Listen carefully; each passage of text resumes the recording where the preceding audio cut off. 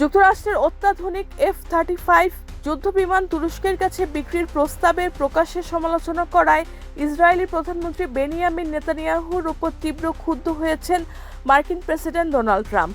এমনটাই দাবি করেছেন মার্কিন সংবাদ মাধ্যম। প্রতিবেদন অনুযায়ী ইসরায়েলি গণমাধ্যমে সোমবার ট্রাম্প নেতানিয়াহু বৈঠকের খবর প্রকাশিত হলেও বাস্তবে এমন কোনো বৈঠকের সময়সূচি নির্ধারণ করা হয়নি। হোয়াইট হাউসের দুই কর্মকর্তা জানান, নেটো সম্মেলনের আগে ফক্স নিউজকে দেওয়া এক সাক্ষাৎকারে তুরস্কের কাছে F-35 বিক্রির বিরোধিতা করে নেতানিয়াহুর মন্তব্যে ক্ষুব্ধ হন ট্রাম্প। এক কর্মকর্তা বলেন, ট্রাম্পের বিশ্বাস, যুক্তরাষ্ট্রের অস্ত্র বিক্রির সিদ্ধান্তে হস্তক্ষেপ করার কোনো অধিকার নেতানিয়াহুর নেই।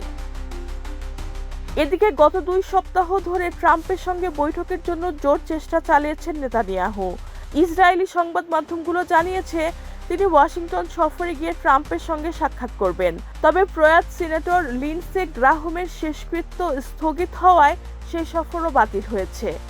এক্সিওএসের দাবি, হোয়াইট হাউসের এক কর্মকর্তা মন্তব্য করেছেন, আমাদের মনে হয়েছে বিবি জোর করে একটি বৈঠক আয়োজনের চেষ্টা করেছিলেন। তবে ভবিষ্যতে নেতানিয়াহু ওয়াশিংটনে গেলে ট্রাম্পের সঙ্গে বৈঠকের সম্ভাবনা পুরোপুরি উড়িয়ে দেওয়া হয়নি। রেহানা বেগম, প্রজন্ম 24।